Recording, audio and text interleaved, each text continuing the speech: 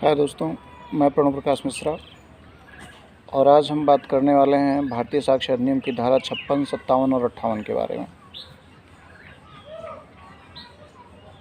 Pre और mains point of view से ये बहुत ही महत्वपूर्ण धाराएं हैं। जैसा कि हम जानते हैं कि भारतीय साक्ष्य अधिनियम के अंतर्गत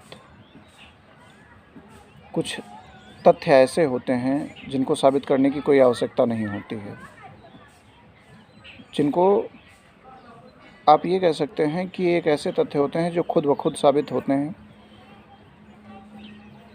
इनके बारे में कोई साक्ष्य दिया जाना इम्पॉर्टेंट नहीं होता है। तो प्रश्न ये उठता है कि ऐसे कौन कौन से तथ्य हैं जिनको साबित नहीं किया जाना होता है, जिनको साबित करने की कोई आवश्यकता नहीं होती है। तो हम पाते हैं कि धारा 56 के अंतर्गत पहले वे तथ्य हैं जिनकी न्यायिक अपेक्षा न्यायालय करता है, यानी कि प्रथम वे तथ्य जिनकी धारा 56 के अंतर्गत न्यायिक अपेक्षा न्यायालय के द्वारा की जाती है और जिनको धारा 57 के अंतर्गत क्रमबद्ध किया गया है, सारणीबद्ध किया गया है, सूचीबद्ध किया गया है। तथा दूसरे वे तथ्य हैं जो धारा 58 के अंतर्गत मामले के पक्षकारों द्वारा औपचारिक रूप से स्वीकार किए जा चुके हैं, यानी धारा 58 के अंतर्गत आने वाले उन तथ्यों को भी साबित नहीं किए जाने की कोई आवश्यकता होती है जिनकी औपचारिक स्वीकृति पक्षकारों के द्वारा की गई है। संक्षिप्त शब्दों में भारतीय साक्ष्य अधिनियम की धारा 56 ये कहती है कि दो प्रकार के ऐसे तथ्य हैं जिनको साबित करने की कोई आवश्यकता नहीं है। पहला, भारतीय साक्ष्य अधिनियम के अंतर्गत धारा 56 में जिनकी न्यायिक अपेक्षा न्यायालय करता है तथा जो धारा 57 के अंतर्गत सूचीबद्ध हैं, यानी धारा 57 में सूचीबद्ध उन तथ्यों को साबित करने की कोई आवश्यकता नहीं है जिनकी न्यायिक अपेक्षा या न्यायिक उपधारणा या न्यायिक ज्ञान या न्यायिक संज्ञान न्यायालय स्वयं से करता है। देखिए, यहाँ पे एक शब्द आया है न्यायिक अपेक्षा। न्यायिक अपेक्षा शब्द का तात्पर्य होता है कि बिना सबूत या बिना साक्ष्य के किसी तथ्य के अस्तित्व को मान लेना। एक तथ्य है जिसको न्यायालय बिना किसी सबूत के सत्य मान लेता है, या जिनके बारे में न्यायालय उदाहरण कर लेता है कि ये तथ्य सत्य हैं। आइए इसको हम उदाहरण के द्वारा समझते हैं। जैसे मान लीजिए कि एक उदाहरण है कि भारतीय साक्ष्य अधिनियम 1 सितंबर 1872 को प्रवृत्त हुआ। ये एक तथ्य है। तथ्य क्या है कि भारतीय साक्ष्य अधिनियम 1 सितंबर 1872 को प्रवृत्त हुआ। अब ये एक ऐसा तथ्य है जिसके बारे में ये अवधारणा की जाती है कि न्यायालय इसके तथ्य की न्यायिक अपेक्षा कर लेगा। न्यायिक अपेक्षा यानी न्यायालय इस तथ्य को बिना किसी सबूत के सत्य मान लेगा। इसके बारे में कोई सबूत नहीं देने की आवश्यकता है कि भारतीय साक्ष्य अधिनियम 1 सितंबर 1872 को प्रवृत्त हुआ। ये खुद ब खुद में साबित तथ्य है, ये खुद ब खुद में एक सिद्ध तथ्य है कि भारतीय साक्ष्य अधिनियम 1 सितंबर 1872 को प्रवृत्त हुआ है। सरल भाषा में अगर हम कहें तो ये कह सकते हैं कि न्यायालय से यह उम्मीद की जाती है, धारा 56 के अंतर्गत न्यायालय से यह उम्मीद की जाती है कि वो धारा 57 के अंतर्गत क्रमबद्ध किए गए तथ्यों को बिना किसी सबूत के सत्य मान ले, उनका अस्तित्व मान ले। अब धारा 57 एक ऐसी धारा है जो धारा 56 के साथ ही पढ़ी जाती है, यानी कि धारा 56 में सिर्फ इतना कह दिया गया कि वे तथ्य जिनकी न्यायिक अपेक्षा न्यायालय द्वारा की जाएगी या किया जाना अपेक्षित है, वे तथ्य जिनकी न्यायिक अपेक्षा न्यायालय द्वारा किया जाना अपेक्षित है उनको साबित करने की कोई आवश्यकता नहीं है। अब वे तथ्य, प्रश्न ये उठता है कि वे तथ्य दिए कहाँ गए हैं?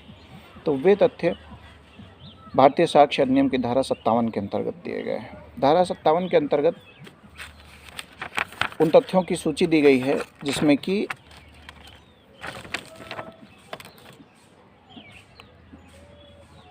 न्यायालय से यह उम्मीद की जाती है, न्यायालय से यह आशा की जाती है कि उनका ज्ञान न्यायालय को स्वतः होगा, पहले से होगा, उनको साबित करने की कोई आवश्यकता नहीं है।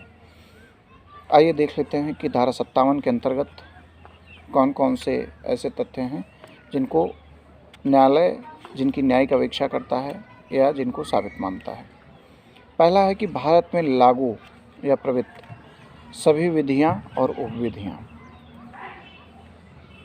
भारत में सारी विधियां, जितनी भी विधियां हैं, चाहे वो लोकल एक्ट हों या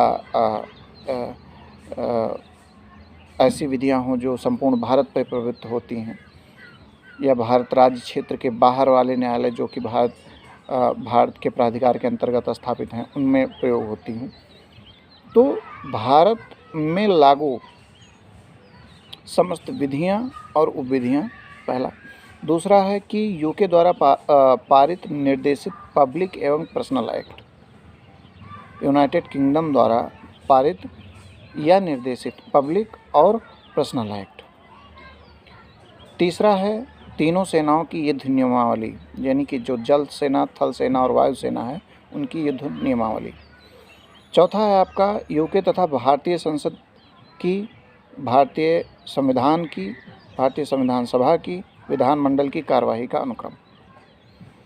पांचवा आपका है यूके, ब्रिटेन, आयरलैंड के उस समय के संप्रभु सॉवरेन का राज्यारोहण और उनके राज हस्ताक्षर। छठा है अंग्रेजी न्यायालय द्वारा अवेक्षणीय मुद्राएं, भारत के बाहर की मुद्राएं, नाव एवं समुद्र न्यायालयों की नोटरीज, पब्लिक मुद्राएं तथा प्राधिकृत अन्य सभी मुद्राएं, यानी मुद्राओं के बारे में। लोक पद धारण करने वाले व्यक्ति का पदारोहण, नाम और उपाधियां, कृति, हस्ताक्षर, शासकीय राजपत्र में उनकी अधिसूचित किए गए सिग्नेचर, भारत सरकार द्वारा मान्यता प्राप्त हर राज्य के संप्रभु का अस्तित्व, उपाधि एवं राष्ट्रध्वज, समय, पृथ्वी के प्रभाग, राजपत्र में अधिसूचित लोक अवकाश एवं उपवास, यानी जो हॉलीडेज वगैरह पड़ते हैं उनको, भारत सरकार का राज्य क्षेत्र यानी territory of India, union of India, ठीक है, भारत सरकार व अन्य देश के बीच विराम पर्यवसान। अगला है न्यायालय सदस्यों, ऑफिसरों, अधिवक्ताओं, वकीलों व विधि द्वारा प्राधिकृत अन्य व्यक्तियों के नाम, भूमि व समुद्र मार्ग के नियम, लोक इतिहास, साहित्य, विज्ञान एवं कला। ये कुछ ऐसी चीज़ें हैं, जनरल ऐसी चीज़ें हैं जिनको आप जनरल कॉन्सेप्ट से अगर पढ़ना चाहेंगे, समझना चाहेंगे कि हाँ इनका ज्ञान, ये ऐसी सर्वविदित चीज़ें हैं कि जिनका सामान्यतः ज्ञान न्यायालय को होना चाहिए। उन्हीं चीज़ों को धारा 57 में लगभग 13 या 14 चीज़ों को लिस्टेड किया गया है। यानी धारा 56 और 57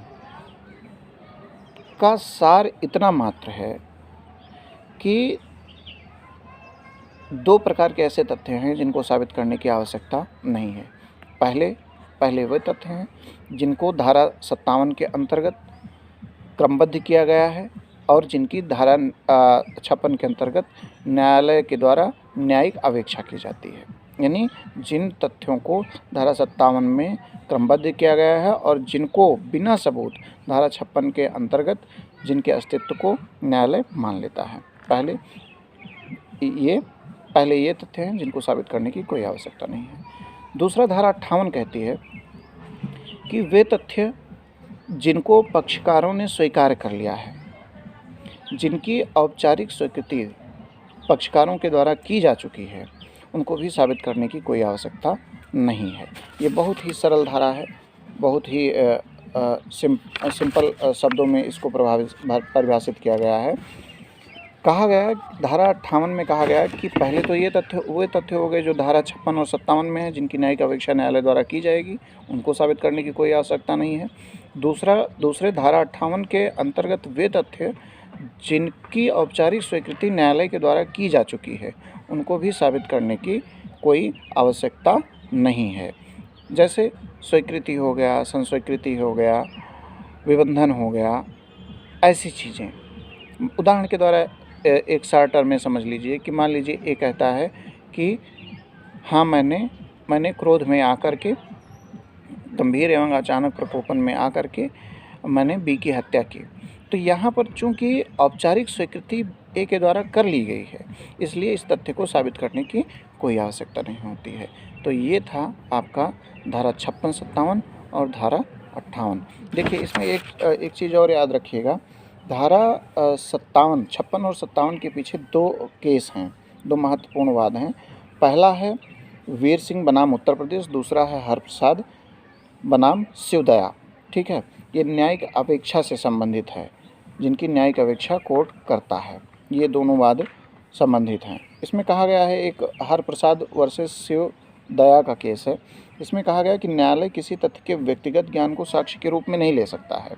यानी हरप्रसाद बनाम शिवदया के केस में कहा गया कि न्यायालय किसी तथ्य के व्यक्तिगत ज्ञान को, जिसका ज्ञान सिर्फ व्यक्तिगत, देखिए बहुत महत्वपूर्ण बात कही गई कि ऐसे तथ्य जिनका केवल और केवल ज्ञान सिर्फ न्यायालय को है, उस तथ्य के बारे में ये उम्मीद नहीं की जाती है कि उनका की जा सकती है, ऐसी उम्मीद नहीं की जा सकती है कि उनका ज्ञान दूसरों को भी होगा। तो ऐसे तथ्य जो होते हैं वे, उनकी न्यायिक अपेक्षा न्यायालय नहीं कर सकता है। ऐसे तथ्य जिनका ज्ञान न्यायालय के साथ साथ हर सामान्य व्यक्ति को है, जैसे आईपीसी के उपबंधों का ज्ञान हर व्यक्ति को है, हर व्यक्ति उनका ज्ञान उसका ज्ञान है, और लोगों को भी है। विधियाँ, उपविधियाँ, मुद्राएं, युद्ध नियमावली, इन सब का ज्ञान न्यायालय के अतिरिक्त अन्य विभागों, अन्य व्यक्तियों को, अन्य अधिकारियों को भी है।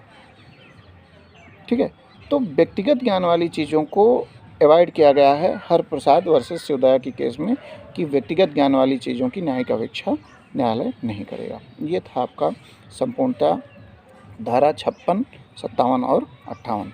धन्यवाद।